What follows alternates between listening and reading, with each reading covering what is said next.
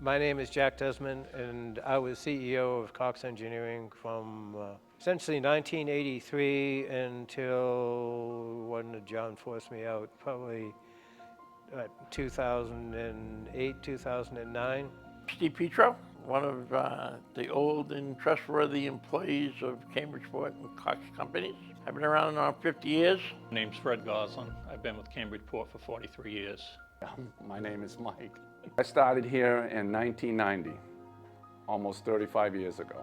Brett O'Brien, Executive Vice President of Operations.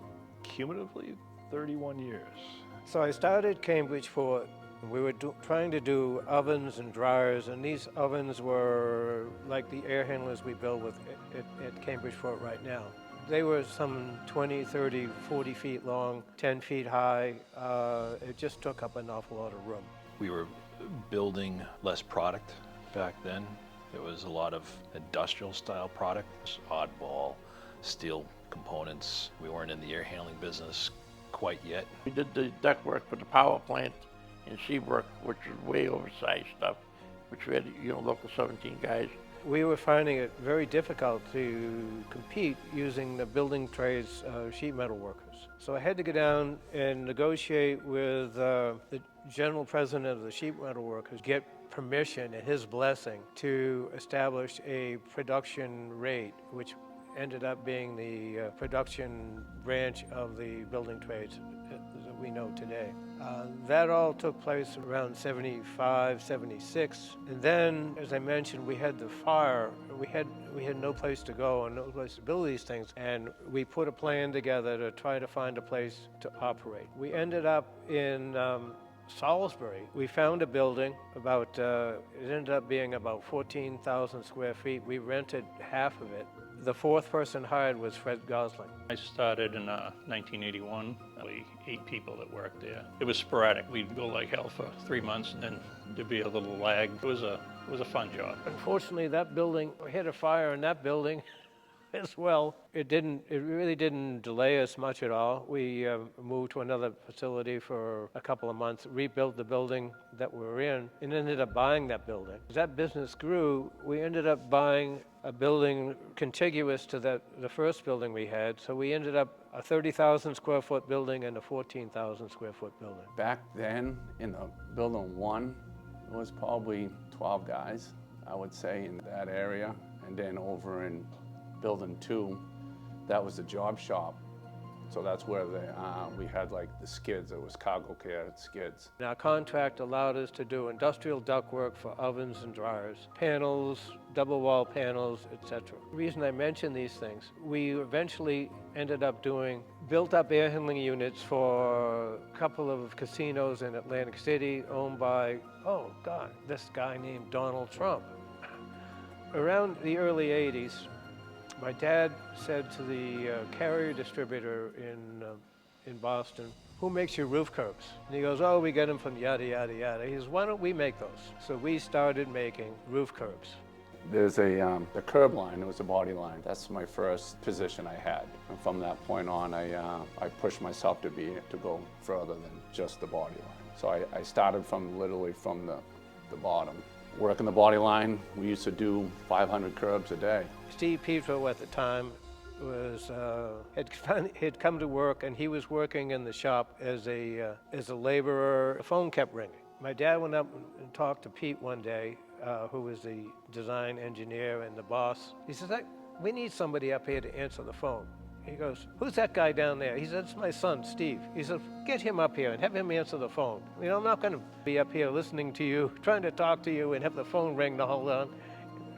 Forget the fact that they were customers. And they ended up grabbing me off the floor and put me upstairs. So that was the start of my career. Jack came up, asked me to go out and start selling roof curbs. They told me, "Get your butt out on the road." So I went state to state, flew to the West Coast, and started knocking off people. Boston was in, then went to Rhode Island, brought them in, went to Connecticut, brought them in, went to New York, brought them in, and that was our nucleus. At one point, Jack and I went to California, and we were going to warehouse in California. It's just that when we were there looking at the warehouse, we had an earthquake, and as we ran out of the building, we decided it wasn't really a good place to go, and we were just busy as you could be. A lot of work, a lot of travel, a lot of fun, union strikes, a lot of craziness. 100,000 miles later, I came back with a couple of new customers and a new car. We were making good money, silly little roof curbs, until we got down into the Philadelphia area where we started to see resistance. The only thing that Steve and I would preach, all we have are price, quality, and delivery. And we paid attention to the customer and what the customer wanted. Our customers became our friends. People we hired up the street became our friends. We have guys that have been with us 20, 30, 40, and they're still there. You want to face who you sell, who you're buying from. I've been thrown out of a lot of people's offices and asked not to come back to people's offices, but never gave up the ship. When an air conditioning unit was put on a roof, the air conditioning units had a life expectancy of about 15 or 20 years. Replacing air conditioning units led us to make adapter curbs. I ended up welding in the adapter area. I was one of the first welders on the bench. That grew into a very big business. We evolved from there. The Cambridgeport HVAC product division now does economizers, standard roof curbs, adapter curbs, vibration curbs, anything that has to do with mounting air conditioning equipment on a roof or on a structure, in a structure, we build those pieces. The concept of building double wall panels led us into the air handling business. Bridgeport Custom was actually in Salisbury in the beginning. I remember when there was a trailer out front where the design was. We'd go out there and I'd give them some crap, but that's about it. In '95, we started building air handles for Carrier, and that was a real big boom. We had a lot of people there, worked 2 shifts and weekends, kind of a rigorous schedule. You know, trucks were going out all the time. And then we did traditional like air handlers. They were shipping every day of the week. It was amazing, you know, all the stuff we were getting out. It was 1998 when we moved over to Canton. Disney Hong Kong made, there was Buzz Lightyear, so all the units had to be specific colors. That's when we started powder coating. All the panels would be pre-painted, and we would foam them, build them. 2008, I think it was, when the market crashed. We were in panic mode a little bit, right? Because we weren't having much sales going on.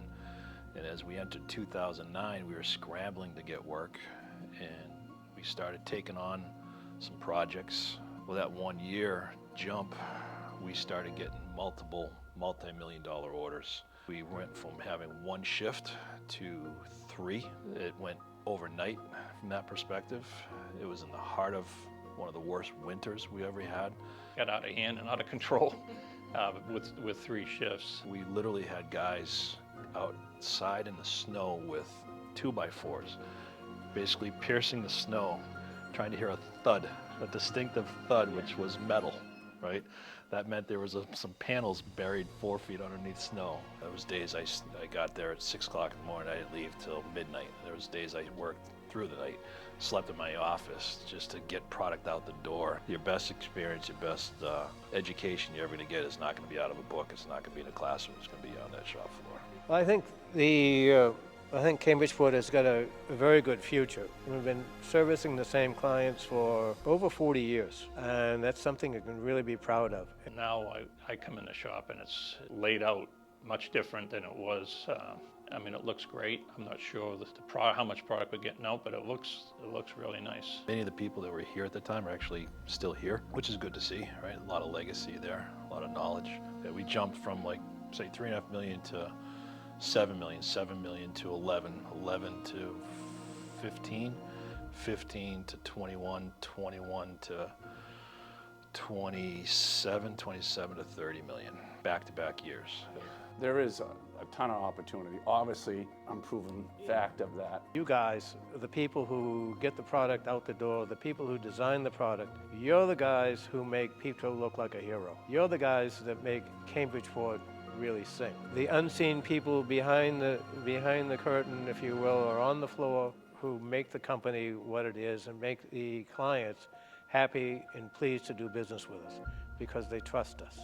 You know, we had an executive offsite meeting years ago where we asked ourselves why people do business with us, and those core values came right to the top. And We live, everybody in the organization, from top, Jonathan, down to the lowest guy, whoever that might be, all live and breathe those core values. It's ingrained in us. One thing Cambridgeport always did, I can think of 3 people that had problems, cancer or sickness and stuff. Cambridgeport would always step up. One was his wife was sick. They let him go home, and she eventually passed. But I don't know too many companies that would do that. Employees at the time had a daughter that was going through cancer, and it was a new diagnosis. The father who worked for us, he was down. He came in one day. This was a guy that had like flowing hair, right? Something I don't have the luxury of having.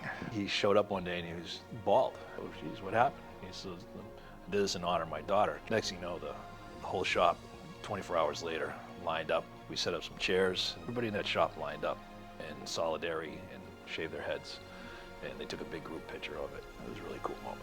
That's the type of team you got down there. People enjoy working for people that treat them well. It's not always about the dollar. It's about who, what, when, and where. If there's some way we can make the product better and get it out the door faster, it's a benefit to all of us. You do something for like 2 years and you think I'm stuck here, and nothing's going to change.